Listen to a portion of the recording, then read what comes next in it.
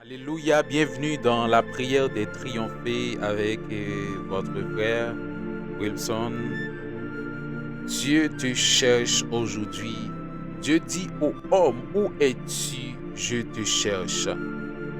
Maintenant, on va lire dans Genèse 3, versets 7 à 11. Les yeux de l'un et de l'autre s'ouvrirent. Ils connurent qu'ils étaient nus.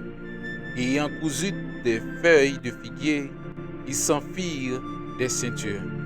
Alors, ils entendirent la voix de l'Éternel Dieu qui parcourait le jardin vers le soir, et l'homme et sa femme se cachèrent loin de la face de l'Éternel Dieu, au milieu des arbres du jardin. Mais l'Éternel Dieu appela l'homme et lui dit, « Où es-tu? » Il répondit, « J'ai entendu ta voix dans le jardin, et j'ai eu peur, parce que je suis nu et je me suis caché. » Et l'Éternel Dieu dit, « Qui t'a appris que tu es nu?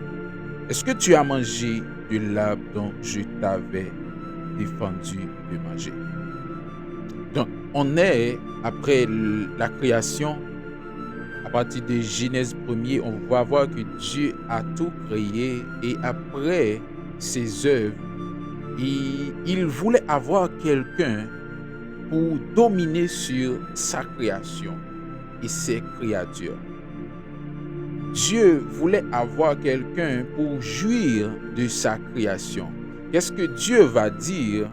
Il va dire dans Genèse 2, « Créons l'homme à notre image, selon notre ressemblance. » Et la dimension que l'homme a été créé était la dimension divine. C'est pas la dimension naturelle, c'est pas la dimension physique. Et c'est pourquoi on va voir que Dieu a soufflé, a mis son souffle de vie, et l'homme est devenu une âme vivante. Donc, en réalité, le souffle de vie qu'on va voir dans Job 38, c'est le souffle de Dieu, c'est son esprit. Donc, la dimension que l'homme avait était la dimension de Dieu, la ressemblance, l'image de Dieu. Et pourquoi l'homme avait l'image de Dieu? Et pourquoi l'homme avait sa ressemblance? C'est parce que Dieu l'avait dit. Donc Dieu avait promis que la personne, l'homme que je vais créer, c'est quelqu'un qui va être mon image, qui va avoir mon ressemblance, qui va avoir ma dimension. C'est pourquoi on va voir que Adam est resté dans la présence de Dieu. Adam avait l'intimité avec Dieu. C'est parce que Adam avait la dimension de Dieu. C'est ce qui a fait que Adam non seulement a supporté la présence de Dieu, a supporté la gloire de Dieu, qu'on va voir dans Genèse 2, 25. Disons, avant qu'on va dire de Genèse 2, 25, que l'amitié de Dieu et Adam a fait que Dieu va voir que c'est pas normal, c'est pas bon que l'homme soit seul. Parce que Adam est créé, donc a été créé par Dieu, donc et il vivait dans la présence de Dieu, et il a même donné des noms, il a nommé des animaux, et Dieu ne l'a pas corrigé. Pourquoi Dieu ne l'a pas corrigé? C'est parce que c'est l'essence de Dieu même qui a fait son travail, le travail. Donc c'est clair que le nom qu'Adam a donné aux animaux, c'était l'inspiration divine. Pourquoi c'était l'inspiration divine? Parce que Adam était la ressemblance de Dieu, était l'image de Dieu. Tout ce que Adam pensait, c'était la pensée de Dieu. Est-ce qu'on est ensemble? Donc, la pensée de Adam était la pensée de Dieu. Donc, c'est ce qui va faire que Adam a nommé les animaux, mais Dieu n'a pas dit non, ça, on va l'appeler lion. Mais Dieu a dit non, et appelle le tigre, chat. Non, les noms que Adam a donnés aux animaux, c'était les noms exacts que Dieu a voulu. Qu'est-ce qui a fait ça? C'est parce que la dimension qu'Adam vivait était la dimension divine. Et de sorte que dans Genèse 2, 25, on va voir, malgré il était nu, il ne savait pas. Donc, l'homme et sa femme étaient tous de nus, ils n'en avaient point honte. Donc, en réalité, ils n'en avaient point honte de leur nudité. Dieu a vu que Adam ne devait pas être seul, il a crié Ève, et Adam va dire, c'est la chair de ma chair, les os de mes os. Et tout allait bien dans le jardin. Tout allait bien. Et Dieu a créé plusieurs arbres, comme dit la Bible. Et tous les arbres étaient bons, agréables à voir et à manger. Mais sauf deux. Dieu a mis, disons, pas sauf deux, sauf l'arbre de la connaissance du bien et du mal. On va voir que dans Genèse 2, verset 9, l'Éternel Dieu fit pousser le sol des arbres de toute espèce agréables à voir et bons à manger, et l'arbre de la vie au milieu du jardin, et l'arbre de la connaissance du bien et du mal. Donc, Dieu a placé Adam dans le jardin pour le cultiver. Vous pouvez aller lire Genèse 1 et Genèse 2 pour le cultiver. Donc, il a mis en garde Adam de sorte qu'il ne doit pas toucher aux arbres. Ce qu'on va voir dans le verset 15, Dieu va dire, l'Éternel Dieu prit l'homme et le plaça dans le jardin d'Éden pour le cultiver, pour le garder. L'Éternel Dieu donna cet ordre à l'homme, tu pourras manger de tous les arbres du jardin, mais tu ne mangeras pas l'arbre de la connaissance du bien et du mal, car le jour où tu en mangeras, tu mourras certainement. On va revenir sur ce verset, tu mourras, le jour où tu mangeras, tu mourras, parce que ça va faire le long et ça va faire un long débat, donc on va laisser. Mais c'est que Dieu a dit tu ne mangeras pas. Donc c'est le seul arbre, pas l'arbre de la connaissance, pas l'arbre de la vie. Et on va voir les retombées après que Satan, le serpent ancien, a tenté Ève, et Ève a fait son mari, a fait en sorte que Adam mange aussi le fruit. Donc après le péché, qu'est-ce qu'on va voir? Les retombées de la chute, les retombées du péché, les conséquences. La première chose qu'on va voir, que les yeux de l'un et de l'autre s'ouvrirent. Ils connurent qu'ils étaient nus, et ayant cousu des feuilles de figuier, ils s'en firent des ceintures.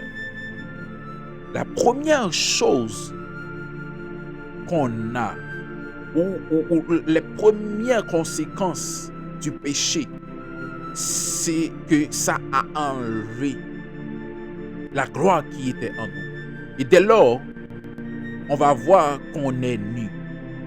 Et qu'est-ce que signifie cette nudité? C'est que Adam a perdu ses vêtements, a perdu le vêtement qui était sur lui. C'est pourquoi on va voir que dans Apocalypse 16, verset 15, donc Dieu va dire, et laisse-moi le rechercher pour vous. Dieu va dire, Apocalypse 16, verset 15, voici, je viens comme un voleur, heureux ceux qui veillent et qui gardent ses vêtements, afin qu'ils ne marchent pas nus et qu'on ne voit pas sa honte. La honte vient le moment où on a perdu la gloire de Dieu.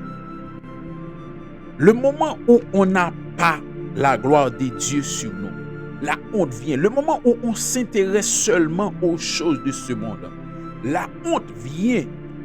On va voir notre nudité seulement.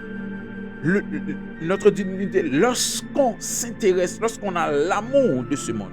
Parce que quiconque a l'amour de ce monde n'a pas l'amour du Père en lui. Et la nudité a fait en sorte que la perte de sa tête gloire a fait en sorte que Adam a vu la honte. Adam a vu sa honte. Adam a perdu la gloire. Et la première chose ils étaient nus. Ils ont reconnu qu'ils étaient nus. Alléluia. Alléluia. Toi, tu étais chante à l'église. Tu étais un adorateur. Tu étais membre à l'église. Tu avais ton ministère. Jusqu'à ce que la chute arrive. Et maintenant, Dieu te dit, où es-tu? Viens, et il t'attend. Le moment où tu t'es intéressé aux choses de ce monde, où tu as l'amour pour ce monde, tu es tombé. Reviens, Dieu te cherche. La deuxième chose qu'on va voir, c'est que alors, ils entendirent la voix de l'Éternel, Dieu, qui parcourait le jardin vers le soir, et l'homme et sa femme se cachèrent loin de la face de Dieu, au milieu des arbres du jardin. Comment ils ont pu entendre la voix de Dieu? C'est que la dimension que Adam vivait, fait en sorte que Adam peut rester dans la gloire, peut rester dans la présence de Dieu. Mais à la minute qu'ils ont péché, ils ont senti la présence de Dieu, ils se sont enfuis. Et pourquoi Adam s'est enfui? Pourquoi Adam s'est enfui? C'est pas parce que le péché, il a déjà péché, mais il s'est enfui. Donc en réalité, la dimension que Adam avait en lui, qui lui permettait de rester dans la présence de Dieu, il l'a perdu. Donc le fait qu'il a perdu la dimension qui était en lui, qui a fait en sorte qu'il pouvait rester dans la présence de Dieu, il l'a perdu. Bon, le fait qu'il l'a perdu, donc il ne peut rester dans la présence de Dieu. Il n'a pas cette dimension. C'est pourquoi on va voir quand Moïse va dire en Exode à Dieu, montre-moi, fais-moi voir ta face. Et Dieu va dire à Moïse, personne ne peut voir ma face et vivre. Et pourquoi personne ne peut voir ma face et vivre? C'est parce que le péché apporte la nudité. Le péché a enlevé la gloire qui était en nous, qui a fait en sorte que nous ne pouvons pas rester dans la présence de Dieu. Est-ce qu'on est ensemble? Amen. Donc, Adam s'est enfui, c'est seulement parce qu'il ne pourrait pas supporter la gloire de Dieu. Il ne pourrait pas supporter la présence de Dieu. Toi, depuis que tu as chuté, tu as laissé l'église, tu as laissé Jésus, tu as quitté Jésus, tu ne veux plus entendre parler de Jésus. Si quelqu'un de loin veut te parler de Jésus, si tu entends parler, si tu entends même si quelqu'un citait le nom de Jésus, tu veux t'enfuir, tu veux te battre, tu as envie de frapper la personne, comme quelqu'un qui est sous la domination de l'esprit de Python. C'est parce que tu n'as pas la dimension de rester dans la présence de Dieu. C'est pourquoi tu peux voir quand tu parles à quelqu'un de Jésus, il s'est fâché automatiquement. Il ne veut plus entendre parler de Jésus.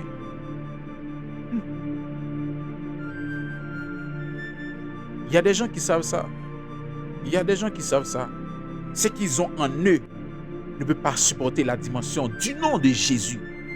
Et pourquoi? Parce qu'ils n'ont pas la capacité que Dieu donne pour supporter sa présence. Donc, c'est ce que je veux te dire. Tu vois que le nom de Jésus qui te met en colère là, c'est parce que tu n'as pas sa dimension en toi. Le moment où tu vas devenir son serviteur, le moment où tu vas devenir co-héritier de Christ et héritier du royaume, le moment que tu vas devenir un fils, tu vas voir que quand on parle de Jésus, c'est comme l'eau qui coule sur le rocher très doux. C'est comme l'esprit qui vivifie. C'est comme l'esprit qui te ranime, qui donne du sens à ta vie. C'est comme l'énergie qui te rajeunit. C'est ça. Donc Adam s'est enfui De sorte que Dieu est obligé d'appeler Adam et de dire, on va voir que Dieu appela l'homme et lui dit, où es-tu? La troisième affaire ici, c'est que Adam s'est enfui, mais Dieu donne à Adam une possibilité de s'expliquer dans le sens de se rabaisser, de se courber et de dire, Père, Créateur, j'ai péché, j'ai fait ce que tu m'as dit de ne pas faire. Mais au lieu que Adam s'arrête, ou au lieu que Adam revienne sur ses pas, il a préféré d'accuser la femme. Il a préféré de reprocher Dieu en d'autres termes. La femme que Adam a dit que c'est la chair de ma chair, c'est les os de mes os, est devenue sa chute.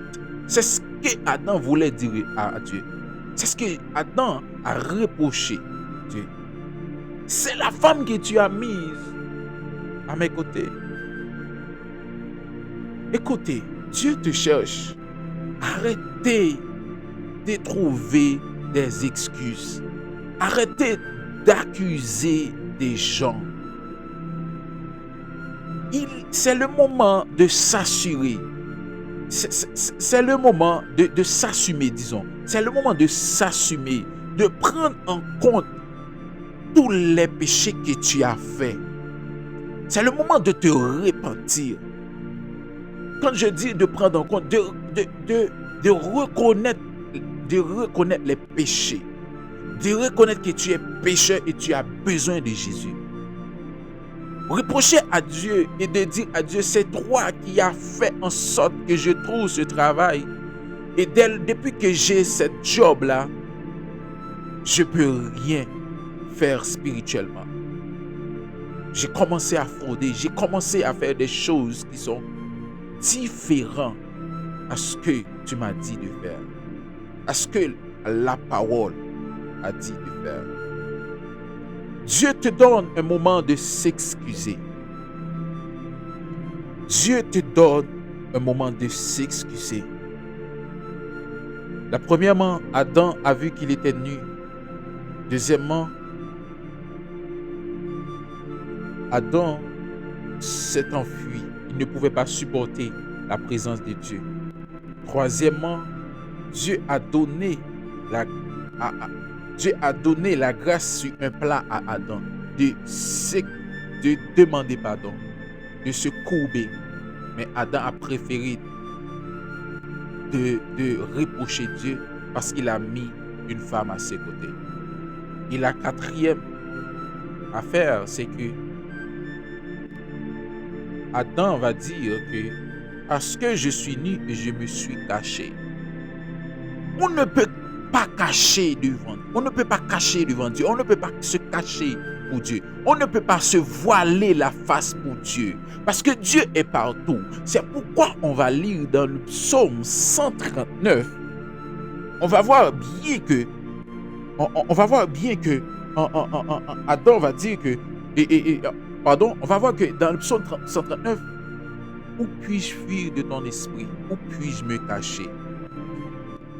Tu es partout, Père. Même si je me couche dans le séjour des morts, tu vois là. Bien, Dieu est partout. La présence de Dieu est partout.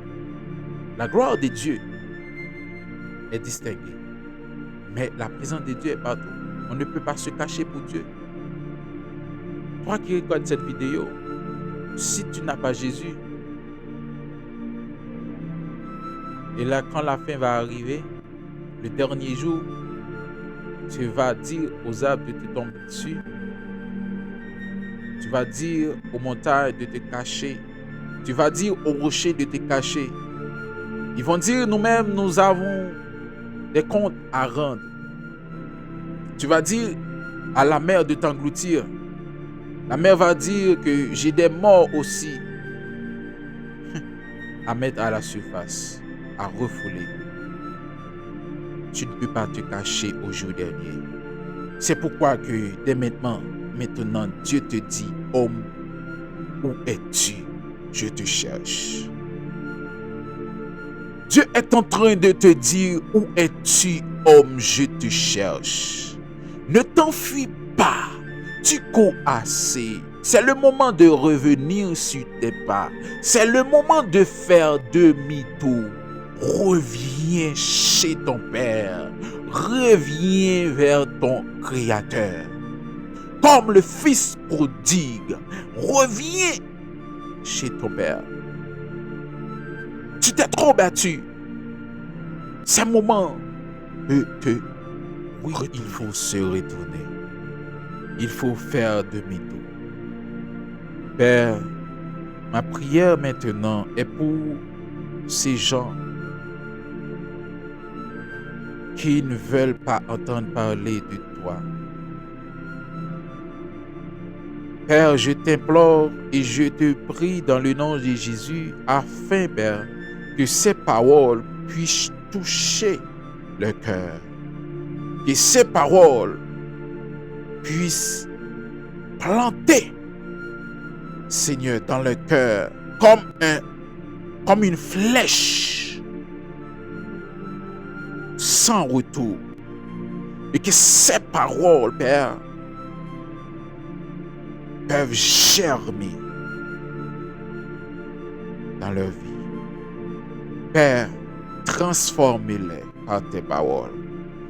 Transforme-les, Seigneur.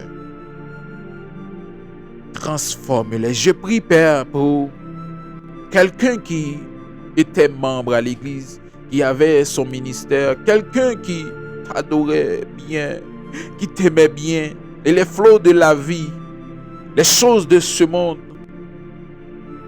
comme l'abandon du coéquipier de Paul à cause de l'amour de ce monde. Comme on a abandonné Paul à cause des choses de ce monde. Père, je prie, Seigneur, que tu restaures cette vie. Oh, restaure-les, Père. Restaure-les, car Jésus est mort pour nous. Jésus est mort pour nous. Car tu nous as donné Jésus pour la restauration. Tu nous as donné Jésus pour le pardon de nos péchés. Tu nous as donné Jésus pour nous conduire à bon port. Tu nous as donné Jésus pour nous garder. Père, cette personne qui était à l'église, qui te servait bien, qui avait son ministère, c'est juste l'amour de ce monde. C'est juste les biens de ce monde. Et que ta parole dit, Père, que si nous espérons seulement dans ce monde, nous sommes les plus malheureux. Oh Père, fais grâce. Fais grâce. Oh homme, Dieu te cherche. Où es-tu? Tu te bats tout le temps avec Dieu. C'est le moment de rentrer chez toi. C'est le moment de retourner au bercail. It's time to get back home. Because your Father is waiting for you. Yes, he is waiting for you. N'attendez pas qu'il soit trop tard. N'attendez pas l'enlèvement. N'attendez pas la grande tribulation. N'attendez pas, car la grâce a une date d'expiration. C'est quoi la grâce? On va voir que Dieu a donné la grâce à Adam sur un plat, a servi la grâce à Adam dans un plat chaud. Il a donné à Adam l'opportunité de s'excuser, de demander pardon, de se repentir. Comme tu es en train de m'écouter en ce moment, Dieu te donne l'opportunité de te repentir, de faire l'évangile comme ça doit être fait, de rester chez lui comme ça doit être fait. Dieu te cherche. Dieu te cherche, ô homme. Et Père, je te prie, ma dernière requête, c'est pour nous autres. qui travaillons pour toi, qui t'aimons, parce que tu nous as aimés le premier, pour nous autres qui avons du zèle, Père, je prie, regarde, Père, si nous sommes sur la mauvaise voie et conduis-nous sur la voie de l'éternité. Père, tu es le Père qui protège tes fils tellement que tu ne veux pas que leurs pieds se heurtent contre une roche, contre les problèmes de la vie. Tu es toujours là pour nous. Père, redresse-nous quand il le faut. Baisse-nous quand il le faut. Élève-nous quand c'est le moment. Oh Yahweh Sabaoth. Yahweh Sabaoth. Yahweh Sabaoth. Yahweh Sabaoth. Yahweh Sabaoth.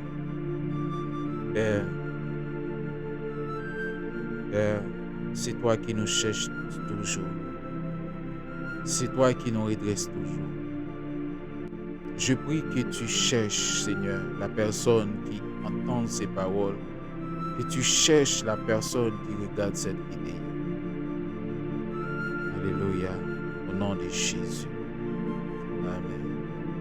Oh.